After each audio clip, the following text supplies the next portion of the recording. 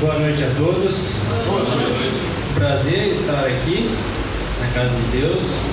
Um prazer ainda maior é que uma noite quente como esta, os irmãos e os convidados apareceram aqui. Fico muito feliz com isso.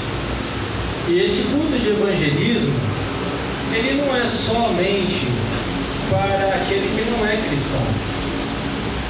Creio eu que a mensagem também ela vai tocar no coração do cristão.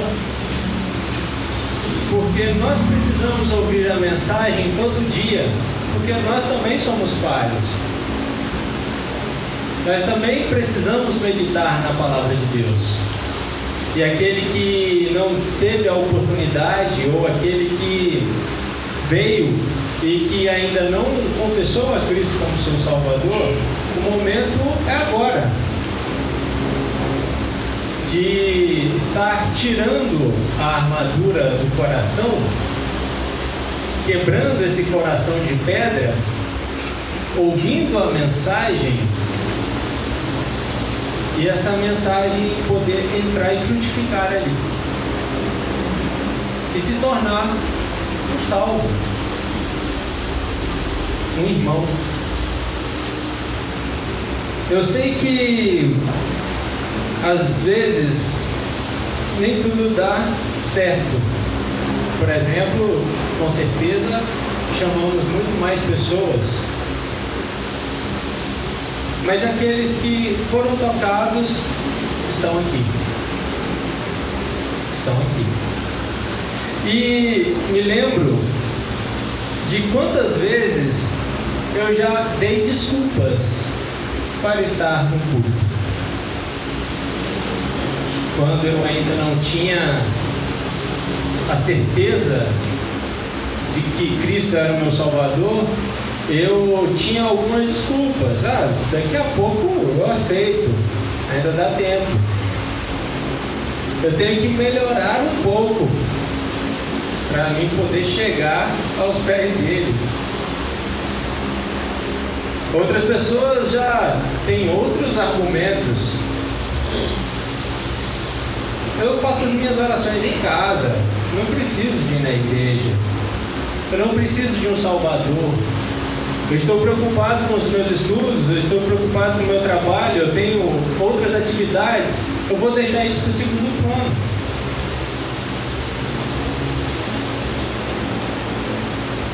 Um autor desconhecido fez o seguinte comentário: o principal propósito do Evangelho não é te poupar do sofrimento presente, mas do futuro.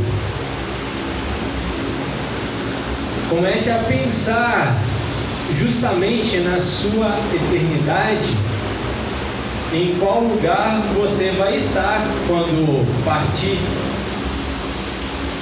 Eu sei que tem 2 lugares reservados, 2 lugares especiais.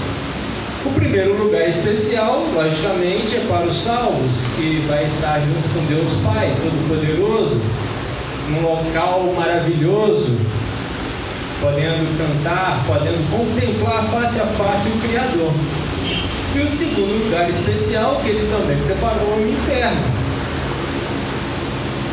Não deixe de ser especial porque é um lugar de tormento. Foi reservado para alguém. Foi reservado para mim. Foi reservado para você. Só que a graça de Deus nos alcançou. E nós mudamos de voo. Nós estamos indo para o lar celestial. E eu quero que você tenha essa certeza hoje. A mensagem do Evangelho é esta. E quando eu estava preparando o texto, aconteceu alguns percalços.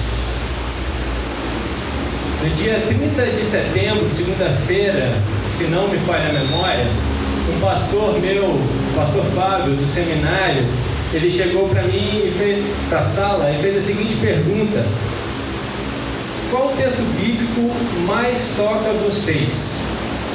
E aquilo me gerou aquela pulguinha atrás da orelha. E eu passei a meditar. São vários textos, né? Cada um maravilhoso que o outro. E aí, quando eu cheguei em casa, podendo ler novamente, eu falei assim, é este aqui. E no dia 4/10, eu passei a fazer uma reflexão sobre aquele texto. E logo mandaram lá no grupo assim: irmão Vitória está escalado para o dia 26.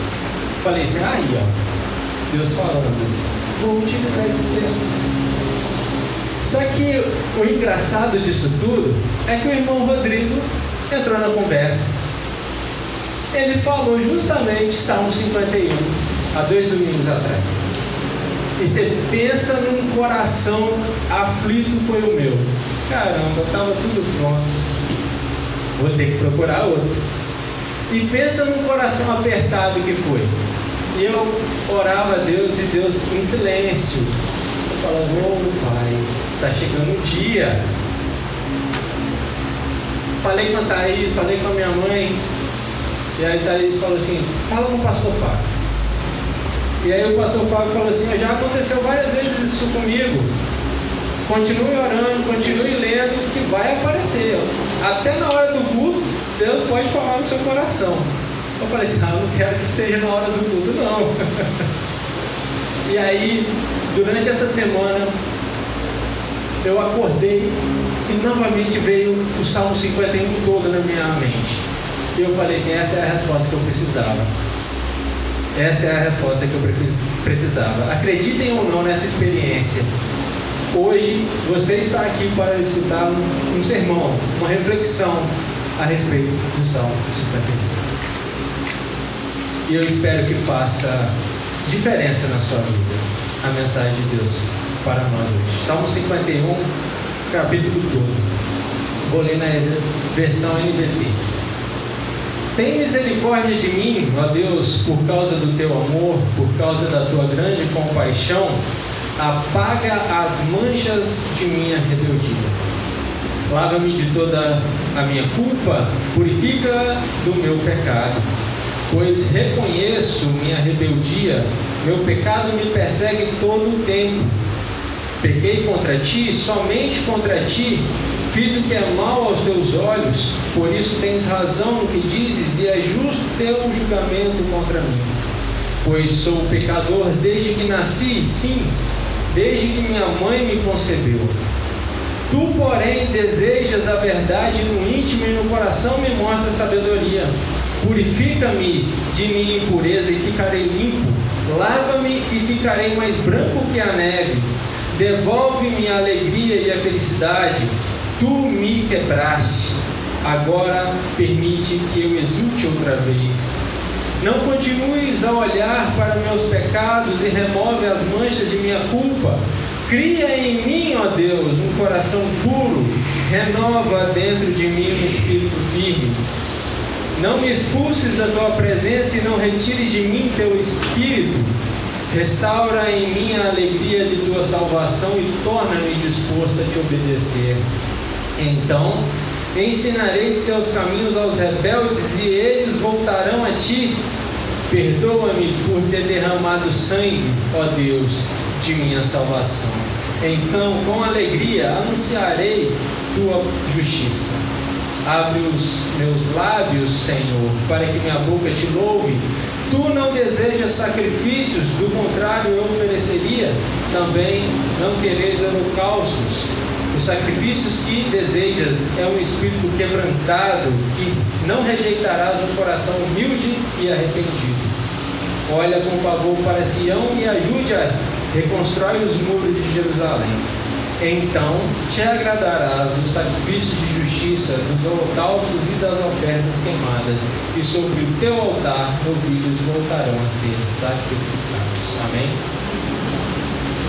O Salmo 51, ele traz uma mensagem muito bela, pesada, mas bela. Ele traz algo de muito importante na vida de qualquer pessoa, seja cristão ou não. Ele traz a imagem de Deus soberano sobre todas as coisas. E traz a imagem de um Deus que ele perdoa, ele também cura, ele também resgata, ele ama, um Deus por completo, e mostra para nós o que nós somos. Quando eu olho para o Salmo 51, parece que eu estou me olhando no espelho. Aquele pecado que o Davi cometeu, por mais absurdo que nós podemos pensar que é, nós temos que ter a seguinte observação na nossa mente: pecado é pecado, não tem tamanho. O pecado que é o adultério também é a mentira. Nos olhos de Deus está tudo nivelado. Pecou, está ferrado, basicamente. Quando Davi ele proclama esse salmo, que é um cântico, eu não consigo imaginar Davi proclamando essas palavras como eu li aqui este texto. Provavelmente ele não estava assim. É através desse salmo que eu consigo perceber o quão doloroso é o pecado. E eu consigo imaginar no coração de Deus a dor que Ele também sente quando nós cometemos um pecado. Se por um lado dói porque nós estamos transgredindo uma lei e nós estamos traindo aquele que nos ama e que nós confessamos que amamos, imagine Ele, o Pai, lá do seu trono, vendo a gente cair mais e mais uma vez. Que tristeza é! Eu consigo enxergar perfeitamente as duas tristezas: o coração do Pai e o coração do Filho. Mark, ele diz o seguinte comentário: nós não podemos ser libertos por nós mesmos. Se alguém não vier de fora e nos resgatar, estamos perdidos. Somente a fé em Cristo pode nos libertar. Praticamente ele está dizendo o que o apóstolo Paulo disse em Efésios capítulo 2, versículo 4 e versículo 5, quando ele diz assim: mas Deus é tão rico em misericórdia e nos amou tanto que, embora estivessem mortos por causa dos nossos pecados, Ele nos deu vida juntamente com Cristo, e pela graça vocês são salvos. Você não merece, eu não mereço, mas pela graça de Deus nós fomos salvos. Nós pecamos por diversas vezes contra Deus. E toda vez que pecamos contra Deus, qual é o sentimento que nasce no seu coração? Ou não nasce sentimento algum? Seu coração está cauterizado, seu coração está endurecido, que já não tem sentimento mais, nem moralmente falando. Comigo, quando acontece um deslize, parece que é uma agulha enfiando no coração. Pelo menos é a minha experiência, não sei a sua. E por mais que seja um culto de evangelismo, e pode parecer que essa mensagem está sendo direcionada para aquele que é cristão, mas não é só para aquele que é cristão, é para você também que não tem ainda uma experiência com Deus. Eu quero apresentar aqui que todos nós somos pecadores. Não é só porque eu sou cristão que eu sou santo, que eu deixei de pecar. Se você olhar para o lado, aquela pessoa que está do seu lado, ela é pecadora. E ela não vai deixar de ser, até que chegue o dia que ela irá encontrar com o Pai nos céus. E aí que entra o detalhe: se você for um salvo, a eternidade de graça está garantida. Mas se não for, a eternidade de puro horror e tormento também está garantido. Tome cuidado com a escolha que você fizer. Como já foi dito aqui, às vezes não temos a chance de ter essa oportunidade novamente. Nossos corações são duros, são insensíveis, muitas das vezes são imorais. Poucas vezes nós praticamos o amor com os nossos semelhantes. Se com os nossos amigos já é difícil, né, praticar o amor, imagine com aquele que a gente já tem um pezinho meio atrás. Essa carne, ela detesta a santidade, e é por isso que nós temos que ficar militantes. É para isso que serve a palavra de Deus. Não é um monumento que você tem que ter em casa só para decoração, é um livro que contém palavras sábias de vida eterna, que aquele que lê cada vez mais quer conhecer deste Deus. Mas você tem que estar com os olhos abertos. Você deve olhar para si e ver que não há nada em você que é bom.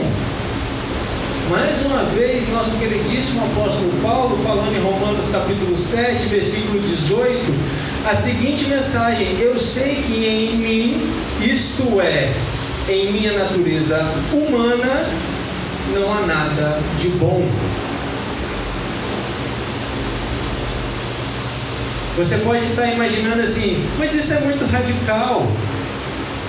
Como posso não ter nada de bom? Eu faço tudo certinho. Nunca peguei um atestado médico falso para enganar o meu chefe. Dei pão para mendigo.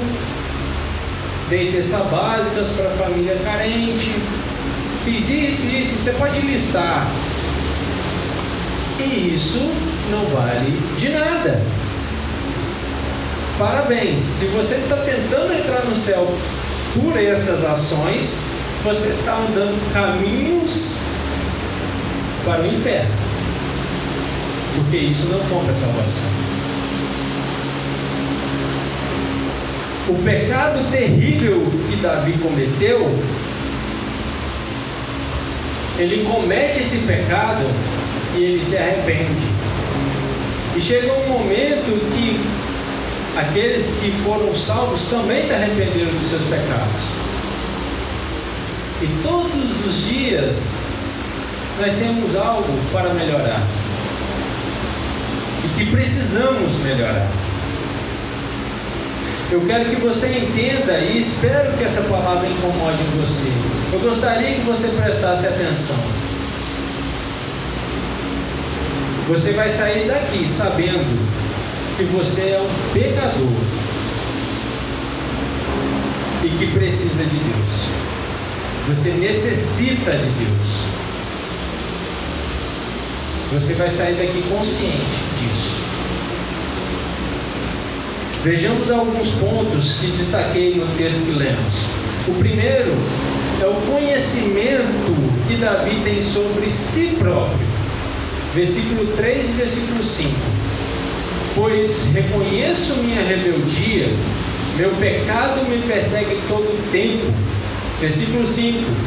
Pois sou pecador desde que nasci, sim, desde que minha mãe me concebeu.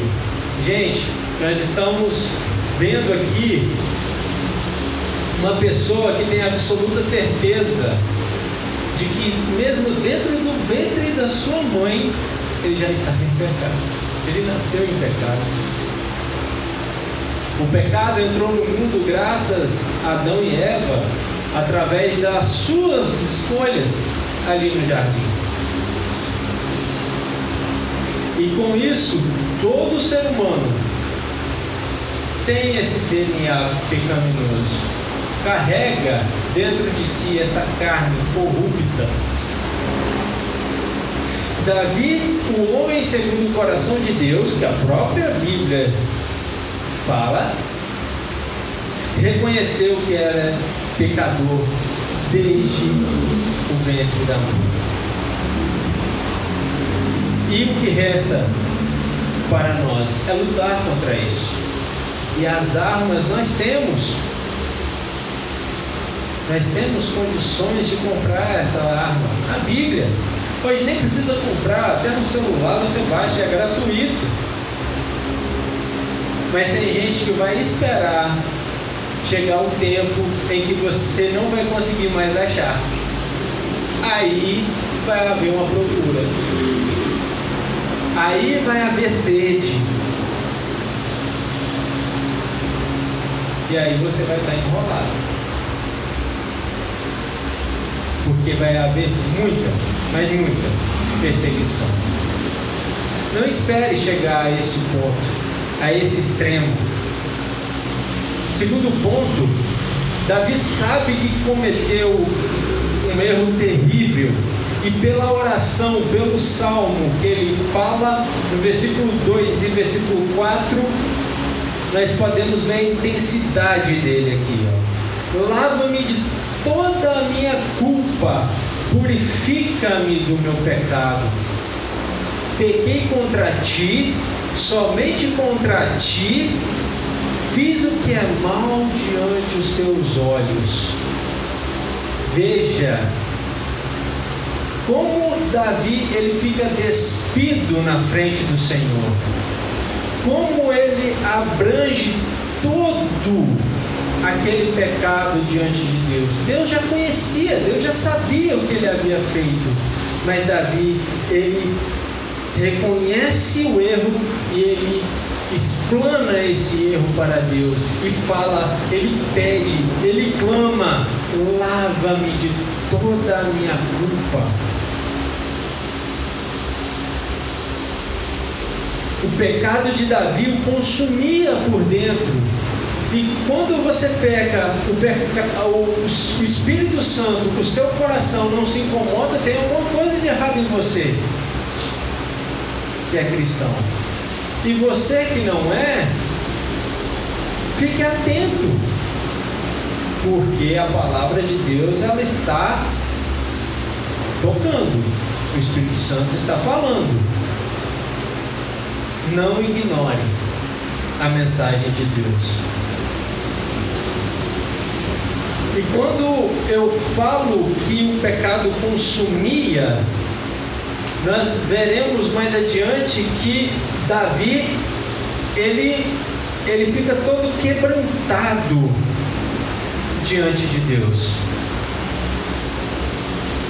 E este é o momento que nós temos aqui. Hoje, no dia 26/10, nessa noite quente, é o momento ideal para você falar sobre o seu pecado, mas com Deus. Eu não preciso saber. Com Deus. Faça como Davi. Abra o seu coração e peça a Ele que Ele faça uma limpeza completa no seu ser. O momento é oportuno. Josemar Bessa diz assim: a Bíblia é clara em afirmar, ao contrário da psicologia secular, que o nosso maior problema não é que nós nos sentimos culpados. Nós somos culpados. Nós nos sentimos culpados, nós somos culpados. Porque nós é que pecamos, nós é que caímos, e nós temos a consciência disso. Porque nós fomos feitos à imagem e semelhança de Deus primeiramente. Nós fomos dotados da moralidade e nós sabemos o que é errado e o que é certo. Primeiro lugar. Segundo lugar, aquele que é cristão, ele sabe os dogmas da igreja. Ele sabe aonde o Espírito Santo incomoda ou não. Outro ponto que eu gostaria de destacar é apenas na parte A do versículo 8, que Davi fala assim: devolve-me a alegria e a felicidade. Davi perdeu toda a felicidade, perdeu toda a alegria. Já imaginou isso? Uma vida amargurada por causa de um pecado.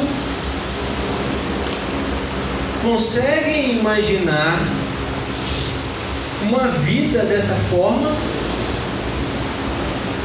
Eu não consigo. Porque há tantas coisas que nos fazem rir. Às vezes uma coisa tão simples nos faz rir. Imagina você perder totalmente a felicidade e a alegria. Você não sentir gozo com nada mais. Davi estava dessa forma.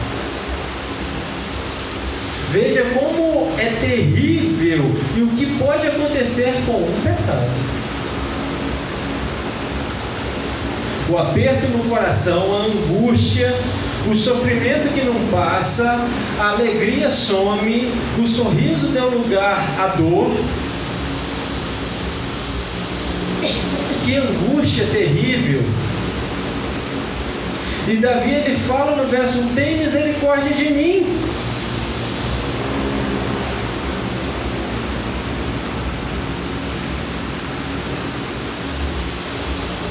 Tudo isso por causa do pecado.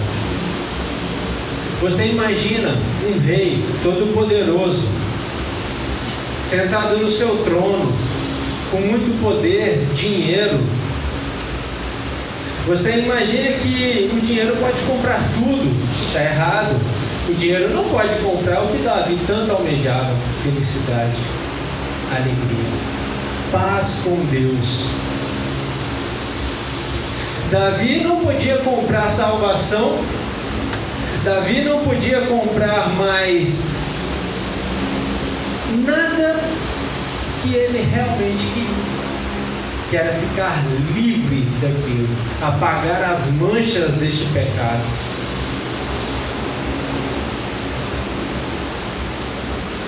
Quando eu li apagar as manchas do pecado, parece que Davi queria fazer alguma coisa para esse pecado sumir. Porque quando a gente está lavando roupa, né, suja, a gente vai lá, passa um paninho rapidinho na água lá, tira o excesso, mas fica a mancha. Essa mancha não vai sair. Mas Deus tira essa mancha. Não no caso da roupa, mas no caso do pecado. Ele vai apagar isso por completo. Você não faz nada. Quem é você para fazer alguma coisa? Mas ele faz. Todo o poder do rei, toda a glória que ele tinha, tudo que ele possuía, não valia de nada. Nada poderia trazer paz para o coração daquele homem. Nada. E aí nós entendemos o quarto ponto, que o juízo de Deus é perfeito. Versículo 4: pequei contra ti, somente contra ti, fiz o que é mau aos teus olhos, por isso tens razão no que dizes, e é justo o teu julgamento contra mim. Gente, julgamento, presta bem atenção nessa palavra, julgamento de Deus. O todo soberano do universo está julgando, está pesando a mão sobre aquele homem. Pior do que pecar é ter a mão de Deus sobre você, colocando peso.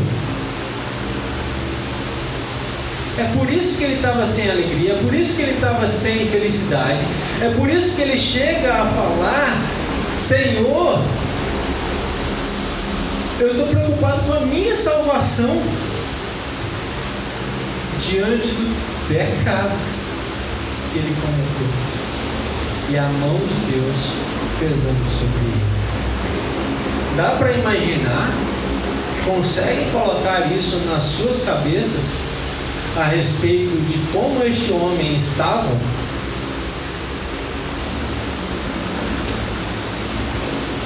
No próximo tópico é o desespero, e eu foco nesse desespero. Versículos 7, 9 e 11. Veja bem, ele fala: purifica-me da minha impureza e ficarei limpo, lava-me e ficarei mais branco que a neve. 9. Não continues a olhar para os meus pecados, remove as manchas da minha culpa. 11. Não me expulses da tua presença e não retires de mim teu Santo Espírito. Ele chega a implorar: Deus, por favor, tem misericórdia de mim, não tires de mim teu Santo Espírito. Se nós cristãos temos a certeza da nossa salvação, imagine nós orando para Deus e pedindo o seguinte: Senhor, por favor, misericórdia de mim. Eu não vou suportar se o Senhor me tirar a vida eterna contigo. Veja o desespero desse homem. Veja a vontade deste homem de conseguir perdão. Veja a vontade deste homem de ser limpo, de ser curado, de ser transformado. E ele pede: Senhor, não olhes para mim. Não olhe para o meu pecado. Gente, nós, brasileiros, nós temos uma cultura muito seca. Nós, às vezes, não deixamos as nossas expressões falarem. Nós não choramos porque seremos fracos. Nós não confessamos com algum amigo porque eu vou demonstrar fraqueza para ele. Nós colocamos tudo isso dentro de nós e isso vai acomodando ali, e esse coração vai ficando mais duro e mais ressentido. O que nós estamos vendo aqui faz parte da cultura judaica. Eu consigo imaginar Davi rasgando suas vestes, ajoelhando no chão, colocando o rosto em terra e declamando tudo isso daí. O versículo 7, o versículo 9, o versículo 11 a Deus, com o coração totalmente aberto, sem vergonha nenhuma se alguém estava vendo ou não. E nós podemos ver isso durante toda a Bíblia. As pessoas que se arrependem, elas faziam desta forma. Elas não olhavam para o lado. Quem elas queriam que notasse elas ali era Deus. Só isso importava. E eu quero que você preste bem atenção nisso. Nesse desespero por compaixão, por misericórdia. Isso, meus irmãos, é quando você olha para o lado e você não encontra uma pessoa para te ajudar. Você não enxerga ninguém. Ninguém vai te socorrer. Ninguém vai te procurar. Ninguém vai falar nada com você. Você vai passar sozinho. Mas o Criador dos céus e da terra, aquele que fez você do pó, aquele que soprou no seu nariz e deu fôlego de vida, aquele que mandou o seu Filho descer aqui na terra para restaurar uma conexão que havia sido perdida lá atrás, aquele soberano que falou para o seu Filho: morra por eles, verte o seu sangue ali na cruz, para que aquele povo possa crer e possa vir a mim como filho. Foi este Deus que estendeu a mão para mim, estendeu a mão para você, e basta você também estender a mão a ele. Mais uma vez, o momento é oportuno. Davi entende que não é com sacrifícios, não é com obras que ele irá conseguir o perdão de Deus. Davi, ele vai além das obras, ele fala até dos sacrifícios. Era normal a pessoa pecar e depois ir lá entregar um cordeirinho para ser sacrificado, para que aquilo ali fosse apagado. Mas ele entende que isso não ia fazer diferença nenhuma.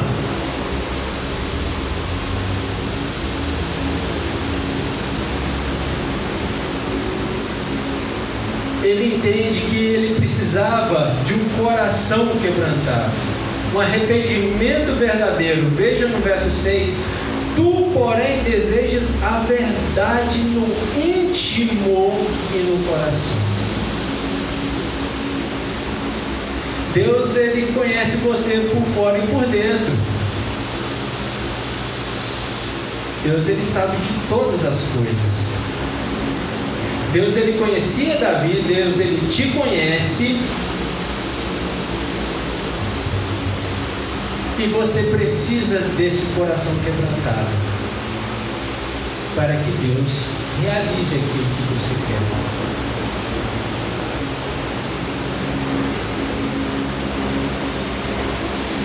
Versículo 17: o sacrifício que desejas é um espírito quebrantado. Deus não rejeita o coração humilde arrependido. O rei, soberano de uma nação, chegou à conclusão de que ele precisava ser humilde no seu íntimo para obter perdão do maior do universo. Veja bem isso. O 8º ponto: somente assim Davi poderia ser restaurado e obter a alegria que antes havia partido. Versículo 12 e versículo 10: restaura em mim a alegria da tua salvação e torna-me disposto a te obedecer. Cria em mim, ó Deus, um coração puro, renova dentro de mim um espírito firme. A primeira coisa que ele fala: olha só, Senhor, eu quero que o Senhor apague as manchas, mas eu quero agora um espírito firme, para que eu não peques mais contra ti. Eu fui no fundo do poço, não achei salvação em ninguém, mas em ti eu encontrei. Em ti eu encontrei alívio, suporte, alegria, restauração. Aquele homem que tinha tudo, ele encontrou na simplicidade, na humildade, a real forma de adoração a Deus. Coração puro. Deus deseja de você um coração quebrantado, disposto a obedecer, um coração puro e simples. Que essa palavra, ela toque no seu coração hoje, assim como tocou no meu coração desde o primeiro dia que eu li este salmo. Confesso que no primeiro dia que eu li, eu não tive tantas revelações como fui tendo nos últimos dias que passei estudando. E confesso também que tenho a certeza que daqui em diante, quando eu for ler de novo, eu vou tirar mais lições. A palavra de Deus, ela sempre renova, mas a sua essência não muda. Deus é soberano, eu sou pecador e preciso dele todo o tempo. Todos nós precisamos. O momento é este. Aceite a Cristo. Aceite a Cristo e tenha vida eterna nos céus com o Pai Celestial, ou no inferno com o diabo e seus anjos. Ou você vai passar uma eternidade maravilhosa, passar não, que a eternidade não passa, né? Mas ou você estará em uma eternidade maravilhosa, ou estará em prantos, onde este Deus, ele vai se afastar. Ele não vai te ver. Ele não vai te ouvir. Ele não vai te socorrer. você vai gritar, você vai desejar morrer.